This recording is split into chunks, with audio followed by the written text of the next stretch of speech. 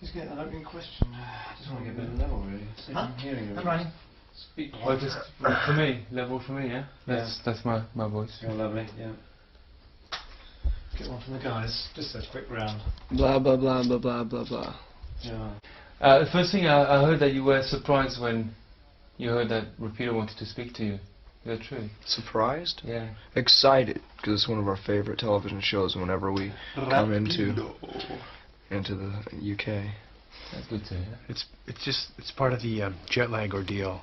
Yeah, So it always we're seems to be on the night that we get into town. And you can't sleep, and it's pretty much the only thing worth watching. So. And you know, we're like watching international snooker. It's better than snooker.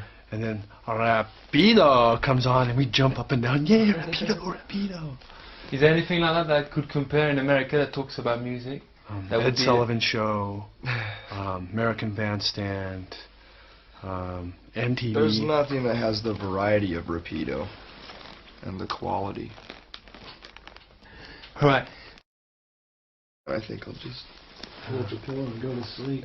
Good night. Good night.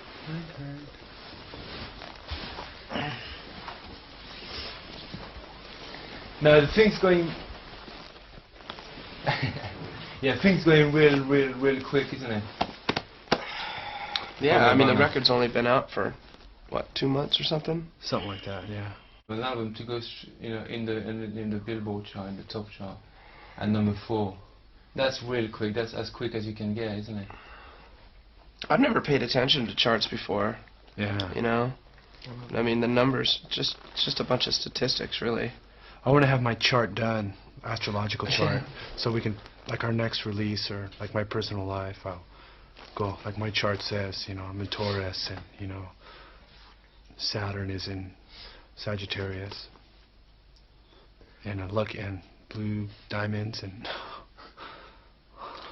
green clovers, Orange stars. orange stars, And blue diamonds. and blue diamonds. But I'm sure even if you don't look at the numbers, somebody else is looking for you at the numbers.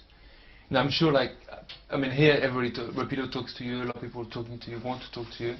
When you're going to go back in America, it's going to be the same, Like a #4 album is a very big album.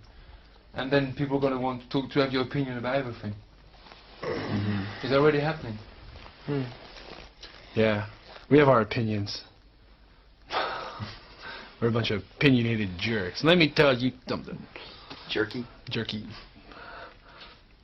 Well, I mean, you give your opinion to somebody, and it's just your opinion. I mean, it's not gospel or anything. All opinions are open to dialogue and forum. So you call that pressure already? Well, being shooting up at the top like that. Pressure? Mm-hmm. I don't think so. We don't really pay enough attention to I mean, it's not like any... we don't feel responsible to go out and try twice as hard, Yeah. I mean, it happened. We've been doing what we're doing. And if it goes up to number -12 on the chart, then Past number whatever, one. past #1 to -12. It's no big deal, really. Okay, you're bored about the conversation about exposure and pressure and... No, I'm sick. I'm sick. Well, you called the English flu or something. Touch me, I'm sick. You can fry a head egg on that forehead. Fry a head on that egg. That's right. You ain't got a forehead, you got an 8 head. Magic 8-ball head. We'll just turn it up and down. And that's how we plan our destiny, was with that Magic 8-ball. You turn it around. It says, try again. When are you going to go back to America? About 2 weeks. December 15th. Uh-huh.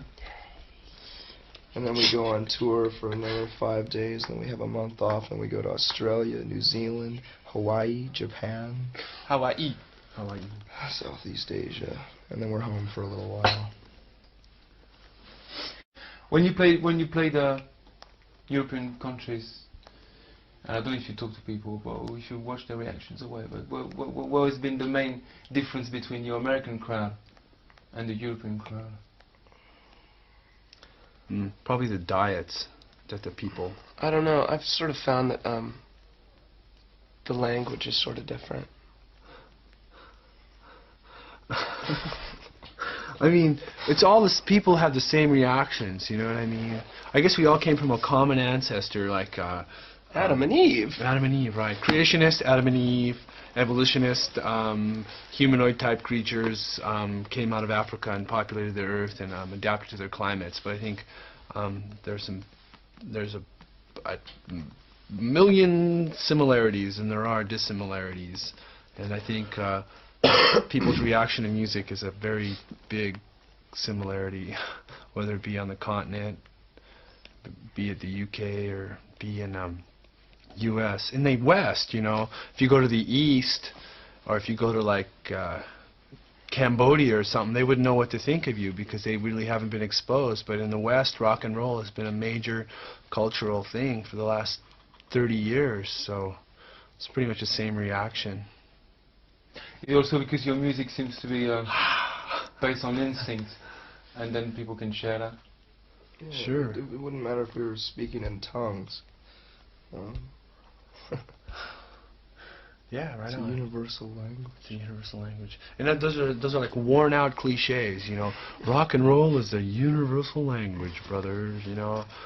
But to some extent that's true. I mean, you get a lot of people in the same room, you get good groove happening and people really react. It's a great thing. Music isn't a fashion accessory. To a lot of people it is, I know, but to us it isn't, you know. I'm into industrial dance now, you know. So what they do, they go to the pawn shop and sell all their CDs. Not records, but CDs. Because records are out. Maybe it's also because guys like you maybe like give quite a good name to rock. If rock and roll deserves a good name, it does. It does. And I think probably You know, quite a Bon lot- Jovi gives love a bad name. God gave rock and roll to you. God gave rock and roll to you. You've got a gift. It's called rock and roll.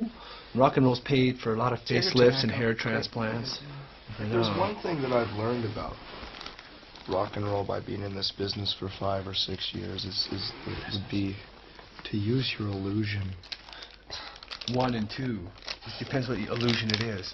Life is full of illusion. And here's my lovely magic. wife. It's magic. Magic. And I mean,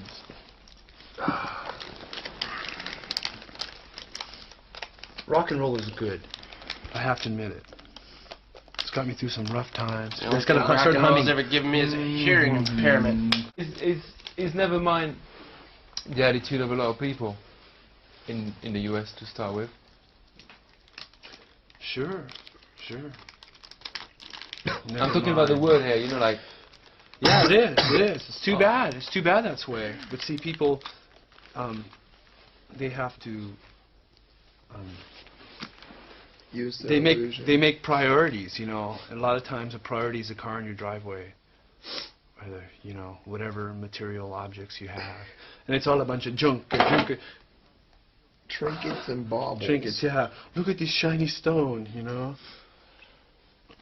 Why is this any more? That's a Ming Voss to me. I know. I need This could be. I mean, Elizabeth Taylor should wear that on her finger. I mean, what's the difference? Can I have a driver's license? Yeah. without making any like sweeping statement or generalization, the people of your age, you're seeing them changing, because I don't know the youth of America. I don't know what's Kids are a happening in lot their head. smarter. It's a good now. record. Kids By the are a way. lot smarter, I'm totally convinced. The average A lot 18-year-old smarter? is a lot smarter than they were when I was an 18-year-old. You think so? I'm convinced. In what I way? sort of wonder. What kind of smartness? They're just more aware. They're more jaded and cynical. They're more aware of injustice. They've learned from their parents' mistakes. American youth have had it all on a silver platter. They've been eating ice cream out of a bowl this big. That's a funny one because, you know, when you talk about cynicism, I mean, this side of the water, being a cynic is not actually a good thing. I mean, it is the opposite. No, it's not, but it's a fine defense mechanism, and that doesn't necessarily mean that people are avoiding necessary topics and things that really matter. It just means that they're aware of things. How many times do the people have to learn the same lesson? You know? Well, not everything should be common sense anyway. Right. Instead of reactionaryism, nationalism. So that stuff's like easy. There's one band I want to talk about. Do you think a band like R.e.m. open up the doors, the commercial doors, for a band like you to come in and have a commercial success? A little bit. I think every band that's kind of It just goes down the line. cracked it a little bit, cracked the door open. Whether it's Sonic Youth, Yeah, Sonic Youth. Jane's Addiction, they did it. I've always thought of R.e.m. as a commercial band in the first place. They just happen to be a good, passionate commercial band. And there have always been good, passionate bands in rock and roll throughout the history. It's just, it's up to fans and people involved in the music industry to make sure that it doesn't get as stale and as bad as it has within the last 10 years. Especially in the Reagan era. Yeah. Did I roll that too tight? Sorry. Looks like it. I think I did. Yeah. It seems like the mainstream is very consistent in like blandness, being bland, like bland, boring TV shows, bland, boring bands, bland, boring blockbuster movies. It's all very consistent. When it comes to like mainstream and commercialism, it's sort of like no one's willing to take a chance because it's a risk of money. You know, that's why you've had the same bunch of crap on MTV for the past 6 years or whatever. That's right. I mean, it just comes down to money, and people aren't willing. You know, it's not a feasible business move. You know, it's a vicious circle. Is actually these people who are trying to make money is they play it really safe and they take like a demographic survey. So they survey all these the papal hierarchy in the Vatican. I mean, they survey all these people and say like, what do you like? What do you want to see? And they've been fed garbage, so that's all they know. And they say, we want more garbage. So they give them the garbage. They survey them again, and it's all this garbage. The next thing you know, you have this full landfill full of diapers and styrofoam. And that's mainstream culture. Is a soiled Pamper diaper in a Big Mac container. If you're talking of Hollywood, for example, you know, like, because it costs so much money to make a movie, and it's a risk, like you're talking about commercial risk, what they do now, and they've been doing for quite a few years, is they buy successful French movies of the 50s and the 40s. They were blockbusters because they were well written. Do they colorize them? And then no, they reshoot them, like Freeman and the Baby and that kind of, you know. But that's just the beginning. They're going out there and buying, like. Oh yeah, that's exactly why there's so many new popular bands doing covers of songs even 5 years ago. You know, like this one band that we played with on Top of the Pops last night. We're doing a cover of a Christopher Cross song. Yikes. Yikes. You know? Crikey. Yeah. What a chuff. Yikes, what a chuff. Yeah. It's I mean, how many times do you have to see the same I Love Lucy plot on a sitcom? You know what I mean? But there's good stuff out there. I mean, The Simpsons. I mean, that's like a great TV show. Yeah, that's It's a very commercial success. Yeah, it is. There's a lot of substance there. It's really good. And because I suppose, you know, the lines are, the walls are pretty thick out there, maybe thicker than here between people. Is there already been people saying sell out to you because you're commercially? It hasn't really happened, to tell you the truth. You know, because we're not really playing along. I mean, we're not at Studio 54 with Bianca Jagger or cruising down Hollywood Boulevard with Slash and Mickey Rourke. You know, I mean, it's just not our scene, really. Pop, you know, in all the things I read about the band before I met you, it's like there's a word that comes back all the time. It's pop, and I think it's you, Kurt, is saying before, during the Bleach time, you know, like I was scared of making pop music. Ooh, did I say that? Well, it was printed anyway. Well, it was printed, I see. Sounds like a misquote to No, me. I've always loved pop music. It just so happens that most of the songs that we wrote at the time the Bleach album was coming out were more abrasive songs. There were quite a few songs that were very pop, like the song like About a Girl, that were just left off the album. In fact, a few very pop songs on this album were written at the time, if not before, the Bleach album came out.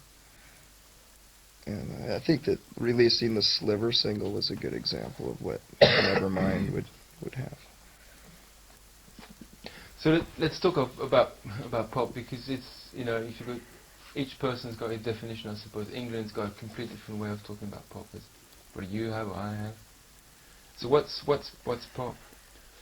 Pop is like Rubber Soul, Beatles. Just kind of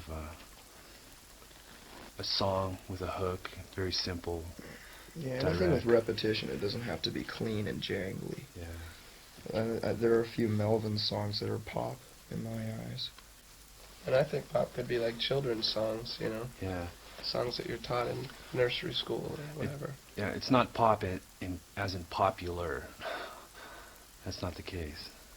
But pop isn't also something like in England, it certainly is the case, it's something that you kind of love to hate. Sometimes, you know, there's pop songs that you really hate, but, you know, they're just up there and you walk around with them, and, you know. I think that's what pop is in England. Like a TV commercial. Something that sticks in your head. Yeah. Didn't Richard Carpenter do that at the Carpenters? He saw a bank commercial. Because I saw the Karen Carpenter story. And he was watching TV, popping Quaaludes, that his mom turned him on to. Here, Richard, That's pop. they're Quaaludes. They'll calm you down. So he's popping Quaaludes, sweating, and he saw this TV commercial for a bank. And the theme goes, "We've only just begun." And he goes, "That's a hit." So he got on the horn to Herb Alpert and buy the copyright to that song. And then they had a million-seller hit. As far as like inspiring people, you can still look back on punk rock that came out in the early 80s and late 70s and still be just as inspired and you know, into it as it might have affected you when it was released, when it was out. And punk was like very simple, and there was a lot of energy. All the first real punk. There was a lot of melody too, and it was a reaction to like stuffiness and like progressive jazz in rock and roll, old farts playing 20-minute songs, when what rock and roll was like a 3-minute song, and it just really got you going, you know, go man, go. You know, I'm looking for kicks. Emotional instead of like really cerebral, like, you know. Punk rock made me realize that you don't have to be professional. You just have to have passion. It inspired Can a lot be of people to... as sloppy as you want. And that's what made me start playing guitar. I was intimidated when I first started playing guitar by really professional musicians, like heavy metal musicians who are very anal and technical, and, you know, promoted the fact that they can play good, you know, and that made me not ever think of playing rock and roll realistically, or ever making a career out of it, or actually, you know, going for it and doing it. But when I heard punk rock, it made me realize that these people are a lot like me, you know. They're just as sloppy and as bad musicians, but they still like passion and they like energy. And so it helped me start a band. And hopefully it'll do the same for other kids and people. Professionalism is a really big thing in America, isn't it? More than here, I think. You know, you have to be... That's something that always strikes me. A lot of American artists, the emphasis is on, you know, being very good at it and working your ass off at it. It's a very, you know, a very American thing, I think. Well, it's American. probably you true know, I don't like to everywhere. throw too much of that. It's American. Yeah. But No, but I understand that. I mean, work, you know, work. in America, there's colleges devoted to, like, the Guitar Institute of Technology and the Percussion Institute of Technology, and they go and they Accordion Institute. teach you how to like make those moves on stage and how to look and what to wear and teach you to make it. They have commercials. Get a career in the music industry. Managerial, sound engineering, and they show these like total goofballs twirling these knobs and stuff. Like, it's so romantic. But in the same time, you do get involved a lot in controlling whatever comes out of We Nirvana. have to. You have to do it because We don't trust anyone it's up to us three, and you let somebody else go, get a hold of it, and who knows how it's going to turn out. It's not going to be Nirvana. You got to be stubborn, too. No. It's a hard lesson learned, but it's the way it's got to be. Get it? Yeah, definitely. But like on the video, like somebody was telling me, is it Alex telling me that you, I don't know if it's you or you three, control it, like the teen spirit. Oh yeah, we thought of the whole idea. Mm-hmm. We did hire a director, and at times we were at the mercy of the director, but hopefully we explained it to him well enough so he could get a good idea of what we wanted. There were a lot of time constrictions for the video to be released, so we only had a couple of days to edit it, and we mainly just let the production company edit it, and then we looked at the rough edits and decided to take a few things out. But they had a really good idea of what we wanted. We had a few discussions over it. Yeah. So it turned out all right. It's a Nirvana video. I mean, if Nirvana had nothing to do with it, I could see some manufactured band. There, take your places, guys. No, I mean it definitely works because I received the idea of it's like I process 20 videos a day. Like I receive them every day and listen to them. Yeah. Put him on without even looking at the label, looking at the name of the band. And I kind of watched it and then I stopped and I had to play it again, and it's just very the spirit is there. And even if you had the sound, of course, you would have to look at it again because it just looks completely different. I know So the it works. fans had a lot to do with it. People showed up there and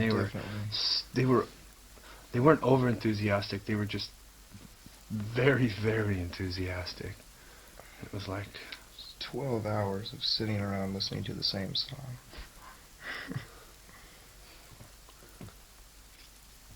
That's you're living in Seattle, yeah?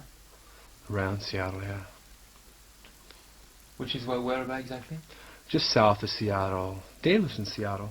I live in West. We live in Dave Seattle. just moved to Seattle. I don't have a home right now, but I think I'm going to move back to Olympia.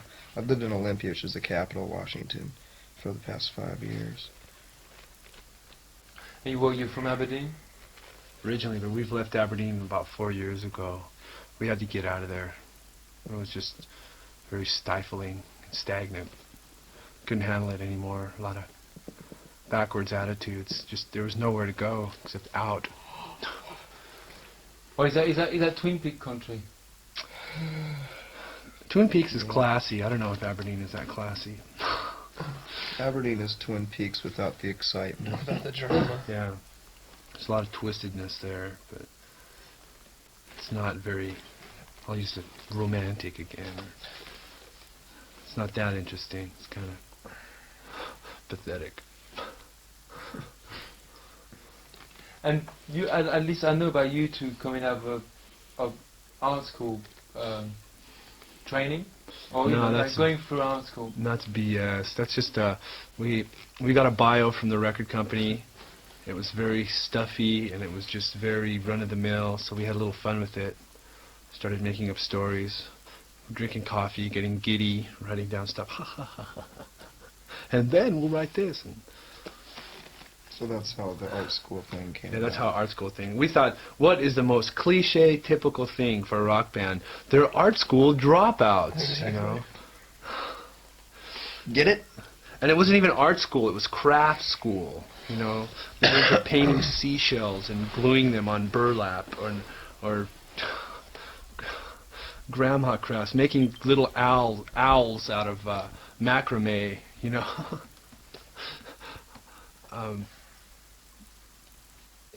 There was an article in the Melody Maker.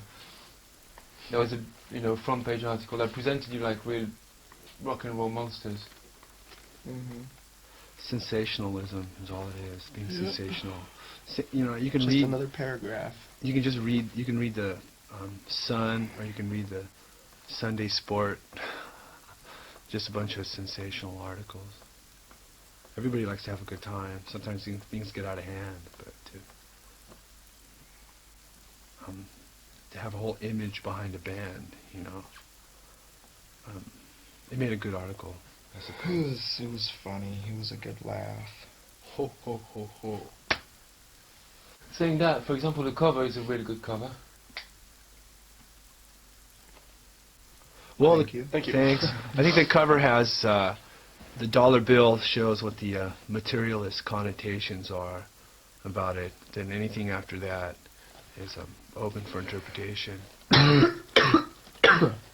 Anti-materialist connotations, I must say. What's your, because when I read, I looked at the dictionary at Nirvana to get some definitions of it, of the word. Because it's one of those words that you know, but you're not very exactly sure what it means. And so what's your definition of Nirvana? Well, the most common word that comes up in every definition that I've read has been freedom.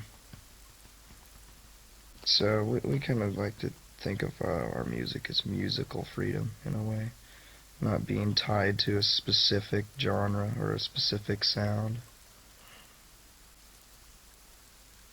Mm-hmm. Amen.